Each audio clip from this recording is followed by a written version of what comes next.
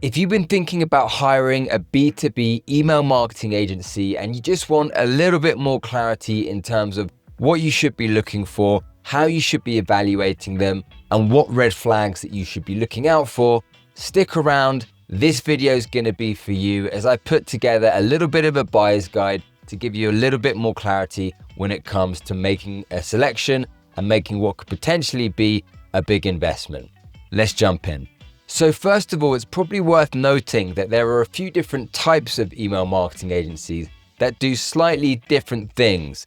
So depending on what exactly it is you're looking for, you should try and pick a marketing agency that specializes in each one of these different types. Firstly, you have cold email outbound agencies. Now, most of you, possibly this is what you think of when you think of cold email marketing.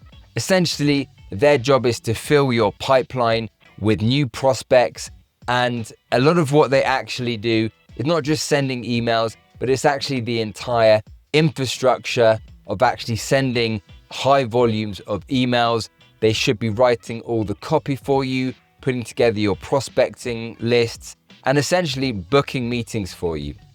Now, a good email marketing agency should be charging you around $3,000 to $6,000. I have a separate video that goes through the different price brackets and what you should be expecting to get for that money and the different things to be aware of when you're working with a slightly cheaper agency.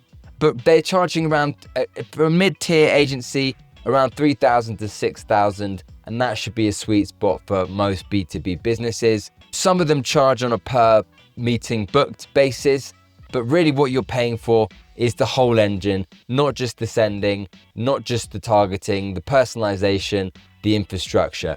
And the key metrics you want to be looking out for are meetings booked, not just meetings sent, not just open rates, but really essentially how many meetings are on your calendar and what's the quality of those meetings. Now, depending on a lot of factors like your offer, your market, how many emails they're sending out, but you can expect, not unrealistically, to be booking between 20 to 50 qualified meetings a month, depending on exactly how many emails you're sending out and what kind of price bracket you're paying the agency. The second is newsletter content agencies. So really this is more inbound, warming up your existing audience, and they will design, write, and manage email campaigns for you.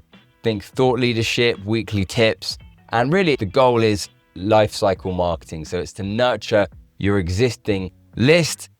These agencies tend to be a little bit cheaper than cold outbound. So probably looking at more $1,000 to $3,000 a month, depending on your frequency and the size of your list. And again, this is more about open rates, click rates, engagement, list growth, and list retainment. And then third type is marketing automations and kind of drip sequence agencies.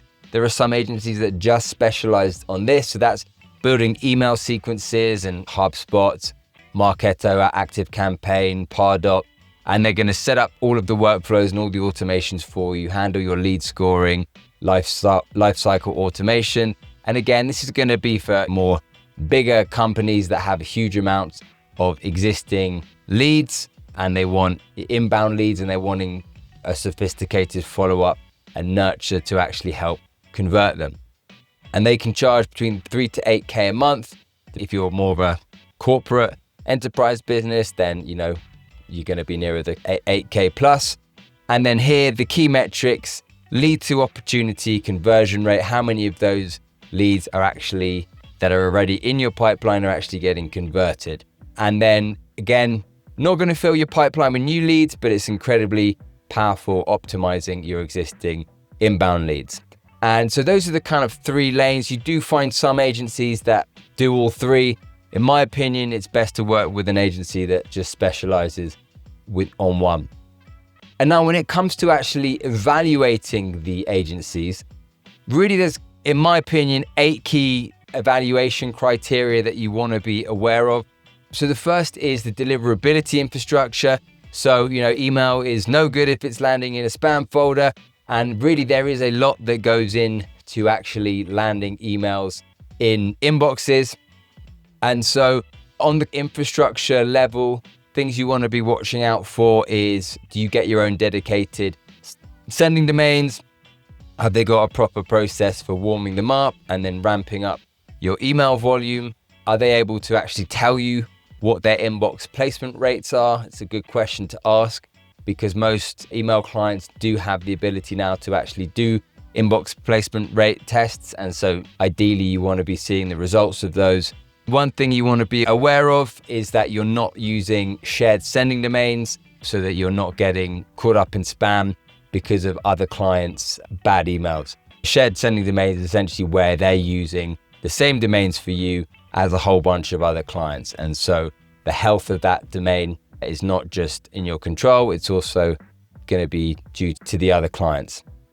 Good question to ask. Walk me through your sending infrastructure. Are we using dedicated domains? What's your typical inbox placement rate?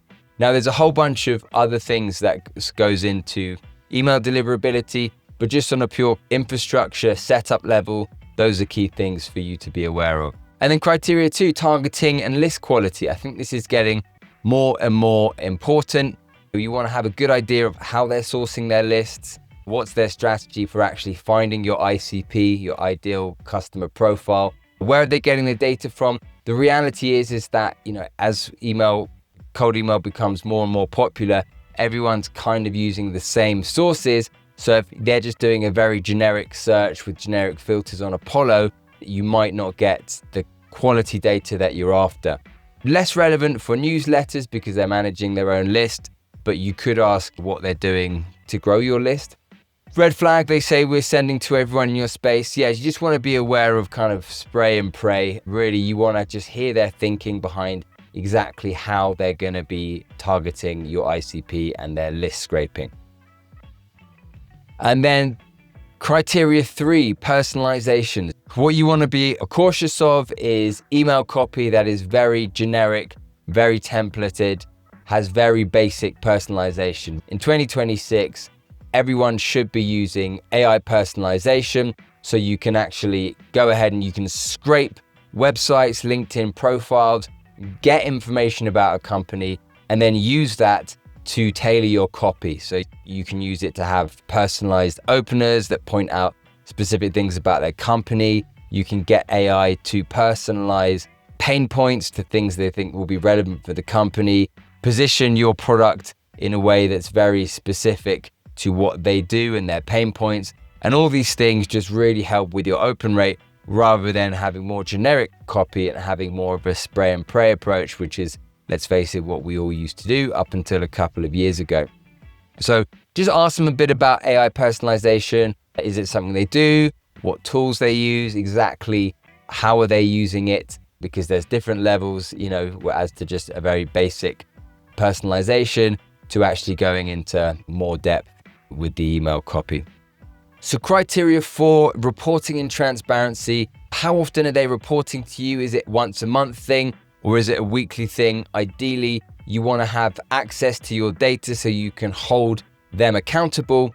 And really what you want to be looking at is things like how many emails were sent, your bounce rate, open rates, click rates, which actually these days are less and less email marketing agencies are using because it impacts your deliverability.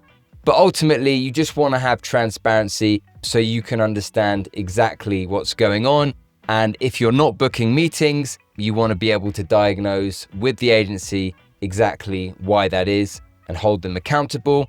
And just be aware, if an agency is just reporting on engagement metrics, that can be a little bit deceptive, as really the main thing that you are concerned about is how many meetings are getting booked. So it doesn't matter necessarily if they've got a great open rate or a reply rate.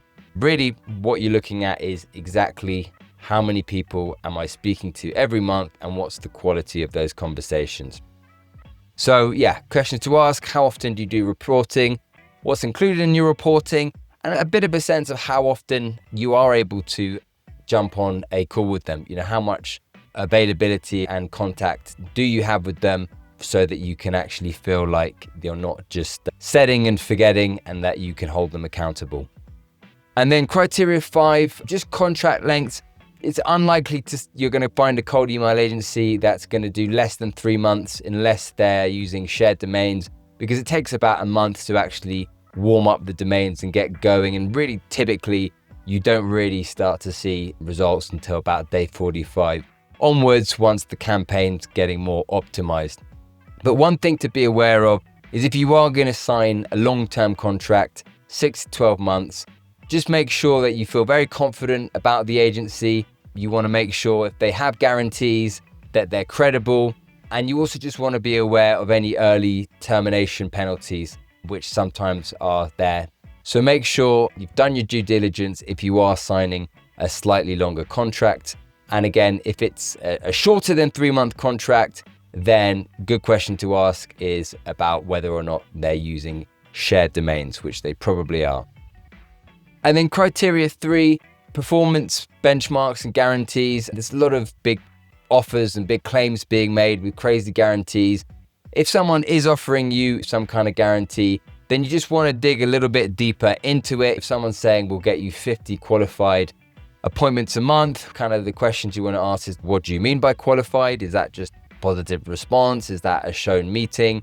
Exactly how many emails are you planning on sending a month to get that? What's your typical positive response rate, and what's your typical booking rate and sharp rate? And so you really understand whether or not that is actually realistic or just a crazy guarantee. And I always think you need to be a little bit cautious of anyone that's guaranteeing you meetings without actually hearing a little bit about your product or service or having experience about your market. So do always just check guarantees as well. If you're getting a crazy guarantee, always read the contract. Most of the times there will be conditions around that guarantee relying on you to do a whole bunch of things, maybe to, make sure you're getting back to the leads or calling the leads or something like that. And those things can kind of undermine the guarantee and make it easy for the agencies to get out of. And then criteria 7, tech stack and data ownership. Get a bit of an understanding of what platforms they use. Are they using high quality platforms? Are they using Clay, Apollo, kind of industry standards? And do you own your account, domains, all the lead lists, all the assets that are getting used for your campaigns?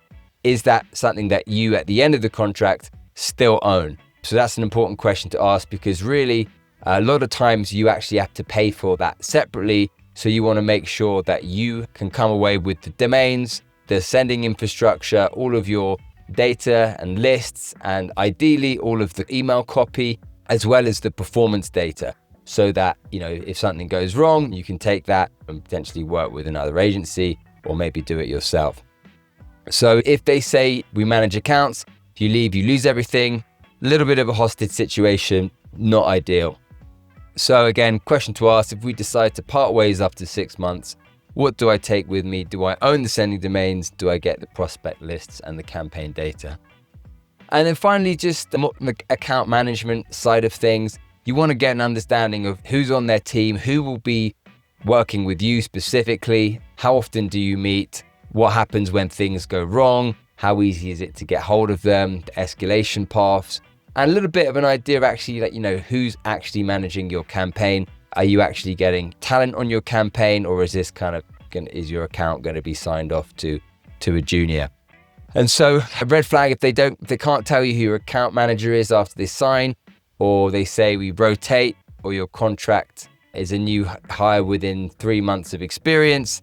Again, potential red flags you want to be aware of. You ideally want a dedicated account manager, and you want to be confident that the person who's actually managing and working on your account is experienced and not just a new hire. So there it is, a little bit of a buyer's guide when it comes to working with B2B email marketing agencies. If it is something that you're interested in finding out more about, feel free to book a call with myself or one of the team. We focus specifically on cold email outbound, and we will give you an honest conversation as to whether this would be the right channel for you. So if that's of interest, link is in the description below. Feel free to book a call. Aside from that, catch you in the next one.